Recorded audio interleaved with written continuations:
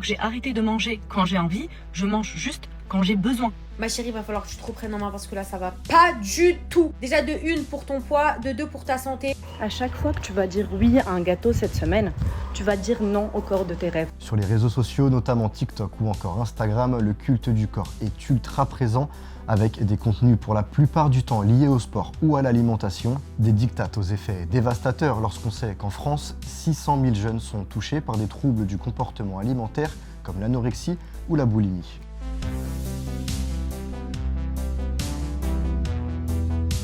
Est-ce que t'as encore envie de te cacher à la plage, de mettre un paréo, de mettre un maillot dans lequel tu ne te sens pas bien, de mettre un 1 pièce au lieu d'un 2 pièces, alors que toi tu kiffes les 2 pièces, mais les 1 pièce, c'est relou les 1 pièce, hein. Surtout que quand tu mets un 1 pièce, tu peux pas bronzer du ventre. Je suis pas aussi agressive que les américaines, mais je veux juste réveiller les troupes. Je suis là pour motiver en fait. Donc ma chérie, tu scrolles sur TikTok là si tu vois ma vidéo, tu vas te lever, tu vas aller mettre ton ensemble de sport et tu vas aller courir, faire du pilates, du crossfit, du cardio, je sais pas, faire une vidéo sur YouTube, mais tu vas te bouger. Gros bisous, abonne-toi. Là on est dans l'archétype de ce qu'il faut pas faire. Elle a l'impression naïvement de motiver et en fait elle est juste stigmatisante. C'est-à-dire que, en gros, c'est parce que je suis sur un canapé et que je mange mal que du coup je suis gros. Alors c'est quand même un poil plus complexe que ça. C'est tellement généraliste, on pourrait en parler pendant des heures en fait, tellement c'est atroce pour moi. En fait c'est pas tout faux, mais c'est tellement simplifié que ça en devient fou en fait. Elle a l'impression de motiver, mais encore une fois, la motivation c'est pas juste dire ce qu'il faut faire. On sait tous ce qu'il faut faire. La question c'est pas savoir, la question c'est comment faire. Donc en fait moi si je vois une vidéo comme ça, bon, je me dis ouais en fait je vais retourner au McDo. En plus après voilà, elle a les codes, hein. Elle est en petit haut, après elle monte son ventre, l'air de dire c'est parce qu'elle fait ça que du coup ça marche. Peut-être qu'elle veut bien faire, je dis bien peut-être, mais à mon sens, elle vaut pas un copec. Ce type de contenu qui indigne le docteur Kevin Seissel, on l'appelle le skinny talk. Il a cartonné sur la plateforme TikTok pendant les 6 premiers mois de l'année. Pourtant, inciter à la maigreur extrême est un délit puni par la loi, et ce depuis 2015 déjà. Début juin, et sous la pression d'une pétition qui a récolté plus de 26 000 signatures, Clara Chapaz, secrétaire d'État chargée du numérique, annonçait l'interdiction du hashtag de la plateforme. TikTok est d'ailleurs dans le viseur des autorités. Au mois de mars, l'Assemblée nationale a lancé une commission d'enquête sur les effets psychologiques du réseau social sur les mineurs, avec pour objectif à la fin de proposer des mesures pour protéger les plus jeunes, notamment en matière de régulation des contenus et de modération. Et TikTok dans tout ça ? Eh bien, on a décidé de leur poser la question, à savoir pourquoi est-ce que la plateforme a pris du temps à réagir à la montée de ce hashtag SkinnyTalk. Voici ce qu'ils nous ont répondu. Nous n'autorisons pas la diffusion ou la promotion de contenus qui valorisent les troubles du comportement alimentaire. Nous avons bloqué les résultats de recherche pour SkinnyTalk depuis que ce hashtag a été associé à des contenus encourageant une perte de poids malsaine. Bon, on a quand même eu envie de faire le test, et quand on fait la recherche SkinnyTalk, eh bien cette page apparaît, mais si on change quelques lettres au hashtag, les contenus vantant la maigreur extrême sont toujours là. L'interdiction des hashtags ou le fait de, devoir modérer, et j'appelle pas ça modérer, mais plutôt censurer un hashtag, je suis pas certain que ce soit la bonne approche, parce qu'il y a l'algo speech en fait. C'est-à-dire que les utilisatrices et les utilisateurs, ils savent très bien comment contourner les interdictions sur TikTok. Ils n'utilisent pas le mot viol, ils utilisent le mot V, ils n'utilisent pas le mot suicide, ils utilisent un autre truc. Il y a tout un espèce de jeu de chat à la souris qui se développe constamment entre la plateforme et les utilisateurs. Mais à la fin des fins, les utilisateurs, ils arrivent toujours un peu à faire ce qu'ils ont envie de faire, quoi. Mais alors pourquoi ces utilisateurs, des jeunes essentiellement, se sont intéressés à ces contenus et continuent encore aujourd'hui de les relayer ? Eh bien c'est un mélange d'algorithmes et de psychologie. Avec les réseaux sociaux, ce qui est flippant, c'est que l'algo comprend les contenus qui nous intéressent. Donc si on est dans une démarche par exemple de contrôle du poids, de perte de poids, à partir du moment où on va regarder 1, 2, 3 vidéos qui ont des contenus finalement qui sont un peu déviants, et bien automatiquement l'algo il a compris que c'est ça qui nous intéresse et donc il va nous proposer que ça. Finalement, on a l'impression que la norme c'est ça, puisque finalement l'algo nous propose que ça. Après oui, effectivement, il y a des gens qui développent des TCA à cause justement de ça, parce que ça renforce ce sentiment de en fait ils font bien de le faire, et qu'en fait c'est normal de le faire. Il y a un espèce de phénomène de glissement. C'est-à-dire que par exemple, je suis une jeune fille sur TikTok, j'ai l'habitude de voir du contenu avec des filles qui dansent, qui sont plutôt belles, super physiques, etc. Et puis je vais avoir une routine beauté d'un autre côté, et puis ensuite la vidéo d'après, je vais avoir quelqu'un qui va donner des conseils pour bien se nourrir, et puis au bout d'un moment, je vais avoir des conseils de quelqu'un qui me dit bah, pour perdre quelques kilos, ça serait pas mal de faire comme ci ou comme ça, voilà la nouvelle trend qui est en cours en ce moment. Et puis 5-6 vidéos plus tard, on tombe dans le skinny talk en fait. Et donc il y a toujours un peu cet effet de ce que les Américains appellent le pipeline, ou une forme de glissement, où en fait l'algorithme, s'il voit que j'accroche à ce type de contenu, il va m'amener sur des vidéos qui vont confirmer de plus en plus mes goûts, de plus en plus mes biais, et en fait bah, ça va être cette fameuse enfermement, cette bulle d'enfermement, quoi. TikTok pousse inévitablement du contenu toxique. La question, c'est de savoir, est-ce qu'ils sont plus ou moins au courant, est-ce qu'ils le savent, et s'ils le savent, est-ce qu'ils font quelque chose? Ça, c'est une question que pour l'instant, on n'a pas vraiment de réponse. L'algorithme va enfermer l'utilisateur dans une bulle, et que ce soit sur TikTok, Instagram, X, etc.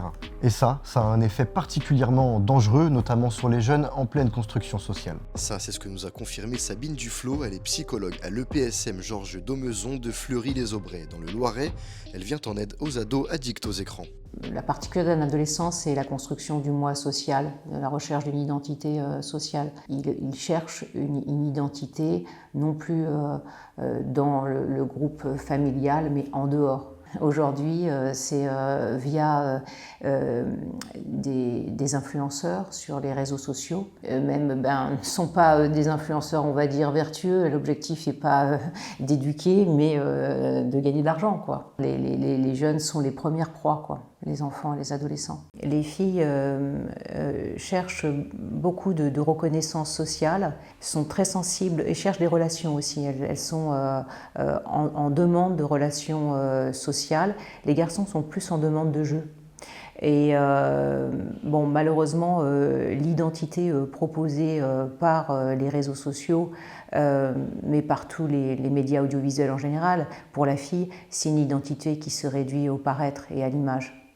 Donc qui est très enfermante et aliénante. Si on cible sur les réseaux des influenceurs qui ont une légitimité d'experts dans un domaine, là c'est cool. Parce que finalement, du coup, on a quelqu'un en face de nous qui est un professionnel de la santé et qui va parler avec justesse finalement de l'alimentation. La problématique, c'est que le jeune va avoir tendance à donner du crédit à celui qui a beaucoup d'audience. Le revers de la médaille, c'est que les plus experts ne sont pas ceux qui ont le plus de followers. Pourquoi? Parce qu'ils vont être beaucoup plus nuancés et qu'en fait, on n'a pas envie d'un discours nuancé. Ce qu'on a envie, c'est qu'on nous dise quoi faire. En fait, c'est pas ça la vraie vie. Mais voilà, en fait, pour voir qui, on va dire, on peut légitimer ou pas, c'est pourquoi pas aller faire des recherches sur la personne, qui il est, ce qu'il a fait, qu'est-ce qu'il prône, est-ce qu'il a quelque chose à vous vendre? Et puis derrière, après, c'est aussi potentiellement se dire, est-ce qu'il a un discours nuancé ou pas? S'il a un discours binaire, next, on sait pertinemment que ce sera pas une personne fiable. Ces contenus toxiques touchent surtout des jeunes filles, mais parfois aussi des adultes. Amandine vit depuis son adolescence avec des TCA. Elle a été hospitalisée, elle avait perdu jusqu'à 50 kilos. Les réseaux ont eu un véritable impact sur sa maladie. Ça pousse à la maigreur extrême. On voit des photos de femmes maigres. Et on a envie de leur ressembler parce que quand on est dans l'anorexie, on est dans la comparaison. Avec le diktat de la minceur, la mise en avant des régimes, ça a une mauvaise influence sur moi parce que je me suis mise à me restreindre encore plus. Sylvie Benkemoun est psychologue et présidente du groupe de réflexion sur l'obésité et le surpoids. Elle rappelle que les réseaux amplifient la grossophobie, un phénomène qui d'ailleurs n'est pas nouveau. On en est à la 4e génération de femmes au régime. Donc parfois, c'est vraiment si on faisait un petit livret avec le code des bonnes conduites. Pour une femme, le code des bonnes conduites, c'est d'être au régime en permanence. Ça fait partie de la valeur, ça fait partie du droit à exister, du droit à aimer. C'est assez incroyable. Et quand les jeunes qui sont sur TikTok ont entendu leur mère se plaindre parce qu'elle avait pris 2 kilos et puis de se traiter de tous les noms. Parce que le problème de la grossophobie, c'est qu'elle est internalisée. Et c'est pour ça qu'elle se transmet. C'est-à-dire que le problème, c'est que les gens concernés le croient. Et à partir du moment où ils le croient, eh bien, ils vont tout faire pour changer les choses. Dès la première entrée dans le cabinet, moi je sais reconnaître, ma collègue qui travaille avec moi aussi, on dit tiens ça c'est une TikTokeuse. On le voit tout de suite. Parce qu'il y a un formatage physique, tout simplement. Il y avait une féministe américaine qui disait que l'alternative pour une jeune fille aujourd'hui, c'est d'être invisible ou baisable.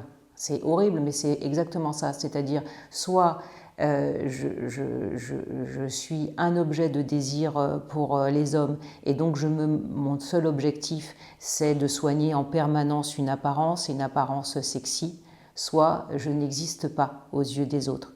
C'est ça sur les réseaux sociaux, elles ne vont pas trouver des jeunes filles qui les entraînent à des projets communs, des projets politiques, sociétals, écologiques, ce que vous voulez.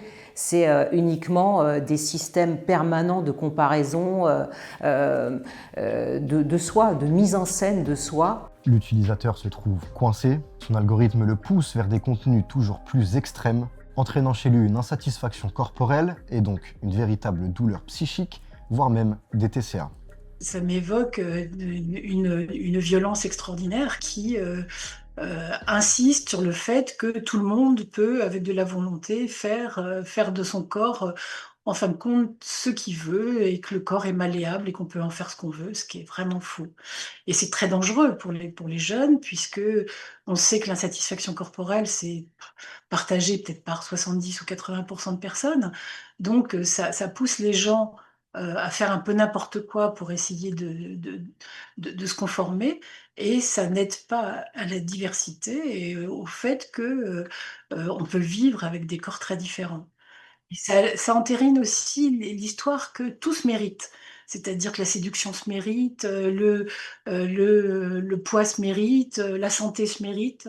Il y a une espèce de méritocratie de l'apparence qui est très dangereuse. Pourtant, les contenus Skinny Talk ou d'autres tout aussi toxiques sur l'alimentation et le physique n'ont aucune réalité scientifique. Ils sont même un non-sens si on veut perdre un peu de poids. Les contenus qui font fureur, c'est déjà se mettre torse nu, être taillé comme un Apollon. Tout ça pour que l'auditeur assimile l'alimentation et le physique. Et qu'en fait, pour lui, ça fasse sens que c'est parce qu'il mange comme ça qu'il a ce physique. Sauf qu'ils oublient de vous dire, c'est que c'est leur métier, qu'ils vont peut-être 6 heures à la salle pour entretenir ce physique. Donc, c'est un biais en fait. Et c'est ça qui monte pas, c'est l'envers du décor. Et c'est pas parce qu'on mange seulement qu'on a un physique mince. Et encore moins un physique musclé. Donc ça, je pense que ce truc très simpliste qu'on a, faut un peu le détricoter. Par contre, effectivement, si on développe un surpoids lié à notre alimentation, remanger sainement va nous aider à perdre du poids et à revenir à un état pondéral qui sera plus bas, et donc auquel cas avec une meilleure santé. Mais en fait, ce qu'il faut viser, c'est pas le poids, c'est la santé. Et en fait, je dis ceci toujours, le poids, ce n'est qu'un tout petit indicateur santé. C'est un parmi tant d'autres. C'est-à-dire que, ça se trouve, moi, je mange super mal. Et en fait, j'ai la chance d'avoir un patrimoine génétique qui fait que j'ai un physique mince. Et auquel cas, du coup, je peux être en très mauvaise santé. Amandine, elle, s'en est finalement sortie, entre autres grâce au réseau, car comme ailleurs on trouve le pire comme le meilleur, aujourd'hui elle invite les utilisateurs à adopter une relation plus saine au réseau et surtout se faire aider. J'ai trouvé des groupes d'entraide, comme sur Facebook, le groupe Anorexie, ou alors sur Instagram, j'ai voyé des façons de s'alimenter saines, avec des idées de repas. Comme j'étais en dénutrition sévère, ça m'a aidé à me réalimenter. En fait, il ne faut pas hésiter à demander de l'aide à des professionnels parce qu'ils sont là pour nous aider. Tout seul, on ne peut pas s'en sortir.